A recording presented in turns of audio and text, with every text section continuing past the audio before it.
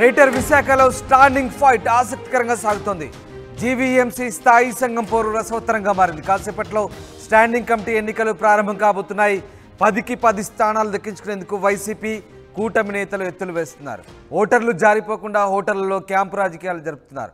భీమిలిలో కూటమి కార్పొరేటర్ల camp, hotel మేఘాలయలో YCP కార్పొరేటర్ల camp.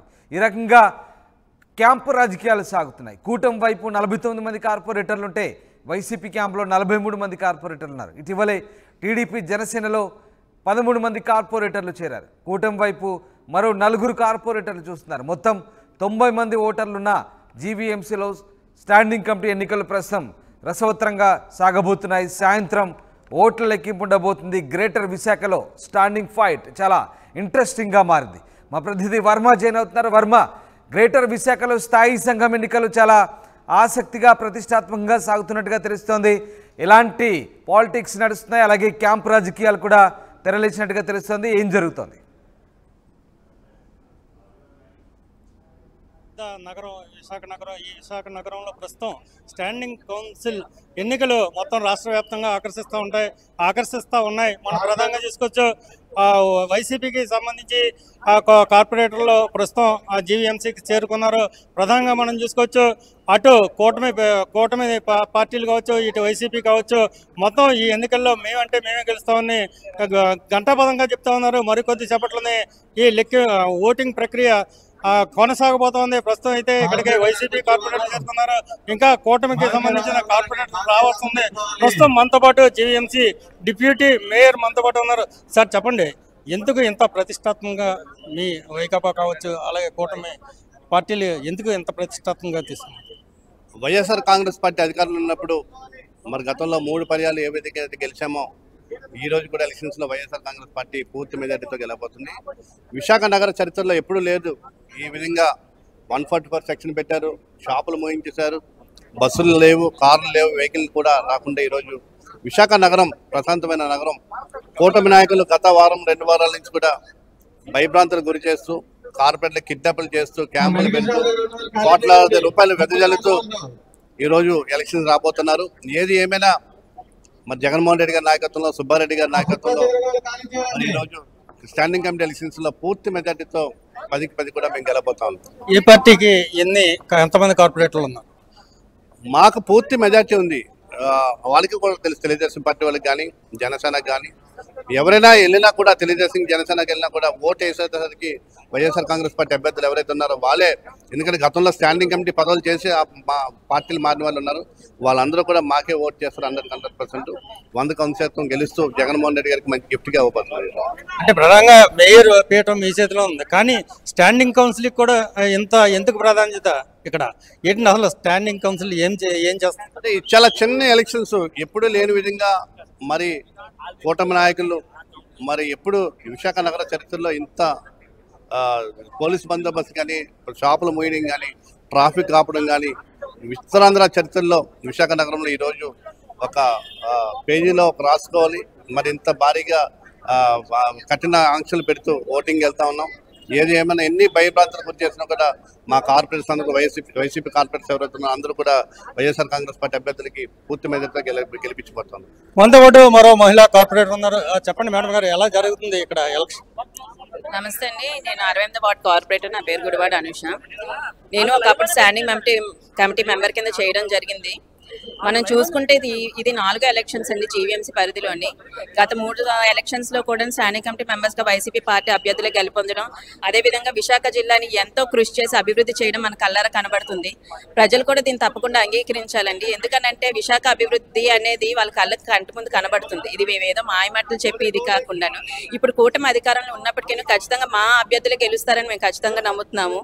వాళ్ళు కూటమి ప్రభుత్వం ఎలా ఉందనంటే ఇప్పుడు వాళ్ళు భయపడి వాళ్ళ కార్పొరేటర్స్ ఒక దగ్గర దాచిపెట్టి ఇప్పుడు ఈ రోజు ఎలక్షన్స్ తీసుకురావడం జరుగుతుంది. మేమైతే అలా చేయలేదండి. ఖచ్చితంగా మేమైతే ఒక ట్రస్ట్, ఒక నమ్మకం, లాయాలిటీ ఉన్న కార్పొరేటర్స్ అందరూ ఖచ్చితంగా జగన్మోహన్ రెడ్డి గారు గెలిచినా ఓడినా మళ్ళీ గెలుస్తాం. ఆ నమ్మకం అయితే మాకు ఉంది. అతను అడుగుజాడల్లోనే ఎప్పటికే నడుచుకుంటూ ముందుకెళ్తాము. ఇప్పుడు ప్రభుత్వం లేదు కదా అని చెప్పేసి వాళ్ళు ఏదో ప్రలోభాలు పెట్టే దానికి మేము ఇదైపోయి మూవ్ అయ్యే మనుషులు అయితే మేమైతే కాదు. ఖచ్చితంగా ఈ రోజు కమిటీలోనైతే మాత్రం 10 మంది వైసీపీకి నిల్చోపెట్టి 10 మంది కంటెస్టెంట్స్ కూడా గెలుస్తారని ఖచ్చితంగా నమ్ముతాం. విశాఖ జిల్లాను ఖచ్చితంగా మరింత అభివృద్ధి బాటలోని నడిపిస్తారని అటు మేయర్ గారు గొలగాని హరి వెంకట కుమార్ గారి చేతుల మీదుగా మరింత అభివృద్ధికి సంక్షేమ కార్యక్రమాలు అందుతాయని ప్రజలకు నేను ఖచ్చితంగా నమ్ముతున్నాను. ఎలాంటి డైరెక్షన్స్ ఇచ్చారని మీకు అధికారులు? పోలింగ్ ఎలా జరుగుతుందని మీకు చెప్పారు? పోలింగ్ చాలా ప్రశాంతంగానే అవుతుందండి. మెయిన్ ఇది చూసుకుంటే ఇది కొత్త కాదు, ఇది 4 ఎలక్షన్స్ కాబట్టి అందరు కూడాను ఎలా పోలింగ్ జరుగుతుంది ఏదైనా అవగాహన ఉంది కాబట్టి ఖచ్చితంగా పోలింగ్ అయితే మంచిగా జరుగుతుందని మేము నమ్ముతున్నాం. చెప్పండి మేడం గారు, ఏంటి ఎలా జరుగుతుంది ఇక్కడ ఎలక్షన్? గత 3 సంవత్సరాలుగా ఏ విధంగా అయితే ఆహ్లాదంగా ప్రశాంతంగా జరుగుతుందో ఈసారి కూడాను రూలింగ్ పార్టీ మాది కాకపోయినా కూడా అంతే ప్రశాంతంగా అంతే ఉత్సాహంతో మేమే గెలుస్తాము అనేది ధీమాతో మరి వ్యక్తంగా బాగా జరుగుతుందండి. అంటే ఇక్కడ క్రాస్ ఓట్ జరుగుతుందన్న భయంతో ఉన్నారు అని చెప్తా ఉన్నారు. ఏంటి క్రాస్ ఓట్ జరిగే అవకాశం ఉందా? అంటే క్రాస్ ఓటింగ్ జరుగుతుందని మరి వేరే పార్టీ వాళ్ళు భయపడుతున్నాయేమో కానీ మరి వైఎస్ఆర్సీపీ పార్టీలో ఉన్న కార్పొరేటర్లు అందరూ కూడాను అసలు మేము బాగానే ఫ్రీగానే ఉన్నాము, ఎక్కడా కూడా రిసార్ట్స్ లో పెట్టడం కానీ అలాంటివి ఏమీ లేదు. మా పార్టీలో అయితే చాలా ఫ్రీగానే ఉన్నాం, ఎప్పటిలాగే ఫ్రీగానే వచ్చి చేసుకుంటాం మా పని మేము. సో మనం చూడొచ్చు రామదాస్, మనం ప్రధానంగా చూసుకుంటే ఇంకా జీవీఎంసీలో మొత్తం 98 మంది కార్పొరేటర్లు ఉన్నారు. ఇందులో ఒక కార్పొరేటర్ వంశీకృష్ణ శ్రీనివాస్ ఎమ్మెల్యేగా ఎన్నికతోనే ఇంకా 97 మంది కార్పొరేటర్లు ఈ ఎన్నికల్లో ఓటింగ్ చేయాల్సి ఉంది. మనం ప్రధానంగా చూసుకుంటే కనుక ప్రస్తుతం ఎక్కడన్నా సమీకరణలు చూసుకుంటే కనుక కూటమి వైపు 49 మంది, వైసీపీ వైపు 47 మంది కార్పొరేటర్లు ఈ కౌంటింగ్లో ఓటింగ్ లో పాల్గొంటూ ఉన్నారు. అయితే ఇందులో ఎవరైనా అటు నుంచి ఇటు నుంచి అటు కూడా ఏమన్నా క్రాస్ ఓట్ జరిగే అవకాశం ఉందన్న అనుమానాలు వ్యక్తం అవుతున్నాయి. అయితే 10 గంటలకి ఈ ఓటింగ్ ప్రక్రియ అయితే మొదలైంది. మనం చూడొచ్చు ఇక్కడ వైసీపీ కార్పొరేటర్లు ఒక్కసారిగా ఒక బస్సులో చేరుకున్నారు ఇక్కడికి. అలాగే కూటమికి సంబంధించిన కార్పొరేటర్లు కూడా చేరాల్సి ఉంది. అయితే మనం మొత్తం అంతమంది 97 మంది ఓటర్లు ఎవరైతే ఉన్నారో వీళ్ళలో 2 వామపక్షాలకు చెందిన కార్పొరేటర్లు ఉన్నారు. అందులో సిపిఎం ఓటింగ్ లో పాల్గొని చెప్పడంతో సిపిఐ కూటమి వైపు వెళ్ళారు. ప్రస్తుతం అయితే ఇక్కడ ఓటింగ్ ప్రక్రియ లోపల చురుగ్గా కొనసాగుతూ ఉంది. మనం ప్రధానంగా చూసుకుంటే కనుక మొత్తం 10 మంది, అటు ఒక 10 మంది ఇటు ఒక 10 మంది ఉన్నారు. 10కి 10 కూడా మేము గెలిచి తీరుతా ఉంటూ అటు కూటమి ఇటు వైసీపీ కూడా చెప్తా ఉన్నారు. ఈ ఓటింగ్ అయిన తర్వాత 2 గంటల తర్వాత ఈ లెక్కింపు పూర్తవుద్ది.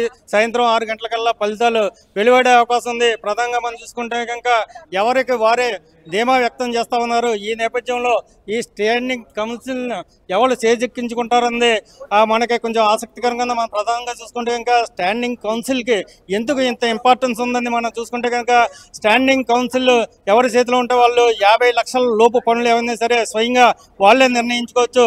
అయితే మనం ప్రధానంగా ఏమన్నా నిర్ణయం తీసుకుంటే కనుక జీవీఎంసీలో మేయర్కి సంబంధించి పాలకవర్గం 3 నెలలకు ఒకసారి మాత్రమే సమావేశం అవుతూ ఉంటుంది. అయితే స్టాండింగ్ కౌన్సిల్ అయితే 2 వారాలకు ఒకసారి సమావేశం ఇక్కడ నిర్ణయాలు తీసుకోవచ్చు. ఈ నేపథ్యంలోనే పట్టు చిక్కించుకోవడానికి అటు వైకాపా కావచ్చు ఇటు కూటమి నాయకులు కూడా ప్రయత్నిస్తున్నట్టుగా మనకు కనిపిస్తుంది. Ramdas. Thank you Varma. Greater విశాఖలో ప్రతిష్టాత్మకమైనటువంటి స్టాండింగ్ కౌన్సిల్ సభ్యులుగా ఎన్నికయ్యేందుకు రసవత్తర పోరు జరుగుతోంది. రసవత్తర రాజకీయాలు సాగుతున్నాయి, క్యాంపు రాజకీయాలు కూడా సాగుతున్నాయి. స్టాండింగ్ కమిటీ సభ్యులుగా ఎన్నికయ్యేందుకు ఇప్పటికే క్యాంపు రాజకీయాలకు తెరదీశారు. అటు కూటమి ఇటు వైసీపీ నేతలు 10కి 10 స్థానాలు దక్కించుకునేందుకు ఇరు పార్టీలు కూడా ఎత్తులకు పై ఎత్తులు వేసుకుంటున్నారు. ఓటర్లు జారిపోకుండా ఓటర్లో క్యాంపు రాజకీయాలు నడుస్తున్న పరిస్థితి కనబడతా ఉంది. కూటమి వైపు నుంచి 49 మంది కార్పొరేటర్లు, వైసీపీ క్యాంపులో 43 మంది కార్పొరేటర్లు ఉన్నారు. ఇటీవలే టీడీపీ జనసేనలో 13 మంది కార్పొరేటర్లు చేరారు. కూటమి వైపు మరొక 4 కార్పొరేటర్లు చూస్తున్నారు. ఈ నేపథ్యంలో 10కి 10 స్థానాలు దక్కించుకునే లక్ష్యంగా ఇరు పార్టీల నేతలు క్యాంపు రాజకీయాలకు తెరదీశారు.